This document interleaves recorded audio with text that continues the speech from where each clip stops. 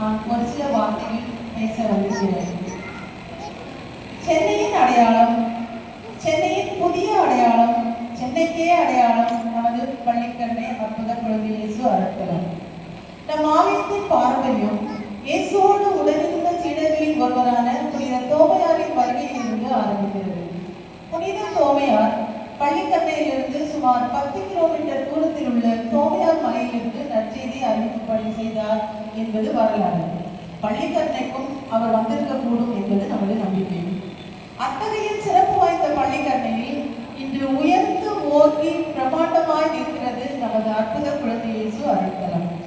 அதை நமக்கு உருவாக்கி கொடுத்தவர் நமது பாசமிகு பங்கு தந்தை அருள்பணி ஸ்ரீ அவர்கள். தோமையார் ஜெபித்த இடத்தில் பாறையிலேயே முழங்கால் பதிந்த இடம் இன்றும் சின்னமலை பகுதியில் இருக்கிறது. அதுபோல முழங்கால் ஜபத்தில் இன்று நமக்கு இந்த ஆலய பணிகளை முடித்துக் கொடுத்திருக்கிறார் நமது பங்கு தந்தை. அணையா விளக்கு ஏற்றி வைத்து அனைவரையும் ஜெபிக்க வைத்து இந்த ஆலயம் அமைய தூண்டுதலாய் இருந்தவர் நமது பாசமிகு பங்கு தந்தை. இந்த பிரம்மாண்டமான புதிய ஆலயம் முழுவதும் ஆன்மீக சரித்திர குறிப்புகளாலும் விபிலிய வரலாற்றை சித்தரிப்பவைகளாகவும் அமைந்துள்ளது. இவையாவும் நமது பங்கு தந்தையின் அளவில்லாத ஆர்வத்தாலும் கடின உழைப்பாலும் நமக்கு கிடைக்கப்பட்டுள்ளன. இவைகளை ஒவ்வொன்றாக இப்போது நாம் பார்ப்போம். முதலில் பிரம்மாண்டமான நுழைவாயில் பணிகள். யூபிலி ஆண்டு 2025 குறிக்கும் வகையில் நமது பணிகளின் எண்ணிக்கை மொத்தம் 25. இது தொடக்க புத்தகத்தில் குறிக்கப்பட்டுள்ள யாக்கோபின் கனவில் வந்த படிக்கட்டுகளை குறிக்கும் விதமாக இருக்கிறது. கடவுள் யாக்கோபுக்கு வாக்குறுதியை கொடுத்து ஆசீர்வதித்தது போல இந்த படிக்கட்டுகள் வழியாக ஏறி வரும் நம்மையும் குழந்தை இயேசு ஆசீர்வதித்து அகமளிக்கிறார். அடுத்தது, இந்த பிரம்மாண்டமான படிக்கட்டுகளின் இருபுறமும் இருக்கின்ற 6 பிரதான தூண்கள். வலதுபுறம் உள்ள 3 தூண்கள் தந்தை மகன் தூய ஆவியாரை குறிப்பதாயும், இடதுபுறம் உள்ள 3 தூண்கள் திருக்குடும்பமான தந்தை யோசிப்பு, தாய் மரியா, குழந்தை இயேசு என்ற மூவரையும் குறிப்பதாகவும் உள்ளது. இது யோவான் நற்செய்தியில் மட்டுமே குறிப்பிடப்பட்டுள்ள 6 அருள் அடையாளங்களை குறிப்பதாயும் இருக்கின்றன. ஒவ்வொரு தூணிலும் 24 குழம்புகள் இருக்கும். இந்த 24 என்பது திருவெளிப்பாடு புத்தகத்தில் கடவுள் ஆட்சியின் முழுமையை வெளிப்படுத்தும் ஒரு எண்ணாக இருக்கிறது. இயேசு பிறந்த இடத்தில் இருக்கும் ஆலய வளாகத்தில் அமைந்துள்ள தூண்களின் உச்சியில் இருக்கும் வடிவமைப்புதான் நமது பிரதான தூண்களின் உச்சியிலும் அமைக்கப்பட்டுள்ளது. அழகுக்கு அழகு சேர்க்கும் இரு புறங்களிலும் இருக்கும் இரட்டை கோபுரங்கள். இதில் மார்க்கு நற்செய்தியில் கூறப்பட்டுள்ள திருத்தூதர்களின் பெயர்களின் அட்டவணைப்படி அவர்களின் திருவுருவ படங்கள் 2 கோபுரங்களிலும் கண்ணாடிகளில் பதிவேற்றம் செய்யப்பட்டுள்ளது. இரட்டை கோபுரங்களின் மேல் அமைந்துள்ள புனித தோமாவின் சிலுவைகள். இதில் 6 சிலுவைகள் உள்ளன. புனித தோமா சிலுவையை தாமே தன் கைகளால் செதுக்கி அதன் முன்பு முழந்தாள் பணியிட்டு ஜெபித்தார் என்பது வரலாறு. புனித தோமா நமது சென்னை மயிலை உயர்மறை மாவட்டத்தின் முதன்மை பாதுகாவலராகவும் செங்கற்பட்டு மறை மாவட்டத்தின் சிறப்பு பாதுகாவலராகவும் இருக்கிறார். சிலுவையே நமது மீட்பின் சின்னம். புனித தோமாவின் சிலுவை நம் இந்தியாவுக்கான, தமிழகத்துக்கான, நம் சென்னைக்கான பெருத்த ஆசீர்வாதம். நமது மேற்பகுதியில் உள்ள கோபுரங்கள் பெத்லகேமில் இயேசு பிறந்த இடத்தில் அமைந்துள்ள ஆலயத்தில் மணி தாங்கிய கோபுரத்தின் பிரதிபலிப்பு. இதன் உள்பகுதியில் இருபுறமும் பெல்ஜியம் நாட்டில் செய்த ஒவ்வொன்றும் 175 கிலோகிராம் எடையுள்ள மணிகள் பொருத்தப்பட்டுள்ளன. இடதுபுறம் உள்ள மணியில் குழந்தை இயேசுவின் திருவுருவம், நமது பள்ளிக்கரணை ஆலயத்தின் சின்னம், குழந்தை இயேசுவின் பாரம்பரிய ஜெபம் ஆகியவை பொருத்தப்பட்டுள்ளன. வலதுபுறம் உள்ள மணியில் புனித தோமையாரின் திருவுருவம், புனித சவேரியாரின் திருவுருவம் மற்றும் புனித அக்சியார் ஜெபம் பொறிக்கப்பட்டுள்ளது. அடுத்து, கிரேக்கம் உரோமை கட்டிடக்கலையை பின்பற்றி வடிவமைக்கப்பட்ட கூம்பு வடிவிலான முகப்பு பகுதி. இதில் யூபிலி ஆண்டு 2025 ரோமை எழுத்துக்களில் பொறிக்கப்பட்டுள்ளது. தூண்களுக்கு நடுவில் 6 விளக்குகள் இருக்கும்.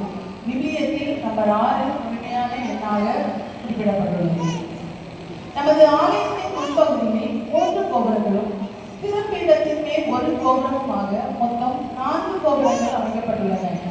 மையப்பகுதியில் உள்ள கோபுரத்தின் உச்சியில் மீட்பின் சின்னமான சிலுவை இடம்பெற்றுள்ளது. இதற்கு கீழே குழந்தை இயேசுவை தாங்கிய பாக்கியம் பெற்ற புனிதர்களின் உருவங்கள் கண்ணாடியில் பொறிக்கப்பட்டுள்ளன. அடுத்த கீழ்நிலையில் திருவிவிலியத்தில் பார்க்கின்ற அடையாளங்கள் கண்ணாடியில் வைக்கப்பட்டுள்ளது. அதன் கீழ் சிலுவைகள் பொறிக்கப்பட்டுள்ளன.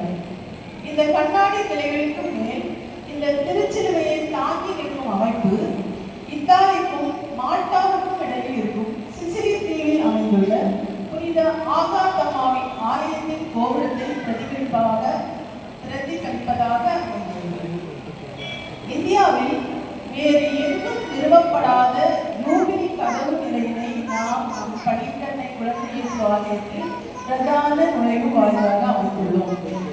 இது ரோமை புனித பேரு பேராலயத்தில் திருத்தந்தை புனித பிரான்சிஸ் அவர்கள் திறந்து வைத்த யூபிலி கதவில் இருக்கின்ற மீட்பின் வரலாறுகளை உள்ளடக்கிய திருப்படங்களை கொண்ட மீட்பின் வரலாறு கூறும் பிரதான வாயில்.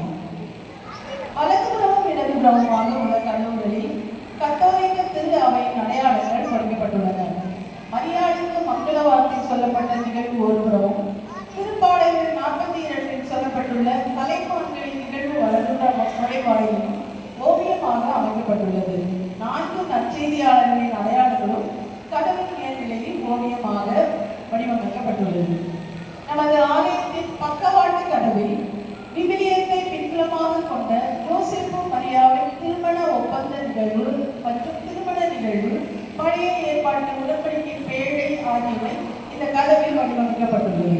ஒவ்வொரு திருமண ஒப்பந்தமும் தம்பதியரின் வாழ்நாள் முழுவதுக்குமான உடன்படிக்கை என்பதை நினைவூட்டும் வகையில் இந்த கதவு ஓவியம் தீட்டப்பட்டுள்ளது.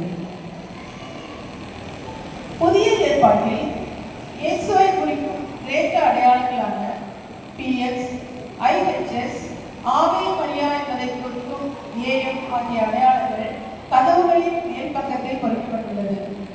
இயேசு கிறிஸ்து பிறந்த நிகழ்வு மிகப்பெரிய கண்ணாடி ஓவியமாக திருப்பீடத்துக்கு எதிரில் முதல் மாடியில் அமைக்கப்பட்டுள்ளது.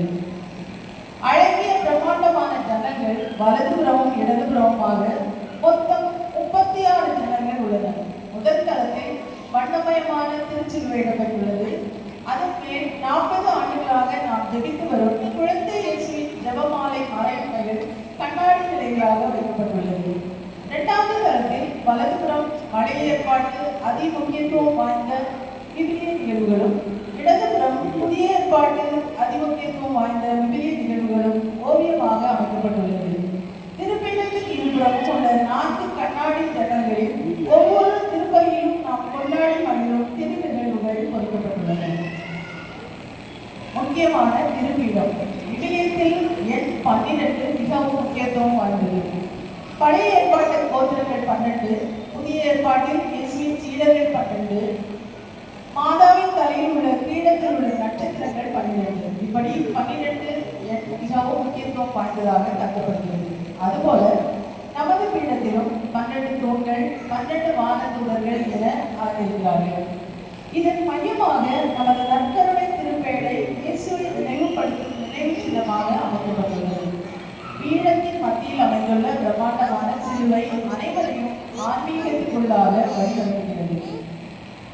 அந்த குழந்தை இயேசு பிறந்த இடத்தை அரசர்களுக்கு ஒரு விண்மீன் வழிகாட்டியது போது இங்கும் ஒரு விண்மீன் நம்மை நுழைவாயில் இருந்து திருப்பீடம் வரை வழிகாட்டி கொண்டு செல்கிறது. இத்தனை சீரும் சிறப்புகளை கருத்தாக்கம் செய்தவர் நமது பாசமிகு பங்கு தந்தை. இதனால் இவர் குடிக்கும் என்றாய்ந்து அதனை அவர் கண் விடவில்லை என்னும் வள்ளுவரின் வாக்குக்கு ஏற்ப நமக்கு ஒரு பிரம்மாண்டமான ஆலயத்தை உருவாக்கி கொடுத்த நமது பாசமிகு பங்கு தந்தைக்கு கனத்த இதயத்துடன் இன்று பிரியாவிடை கொடுக்கிறோம். அவரின் பணிகள் மேலும் சிறக்க நமது விண்ணப்பங்களையும் ஜபங்களையும் உங்களுக்காக்குகிறோம்.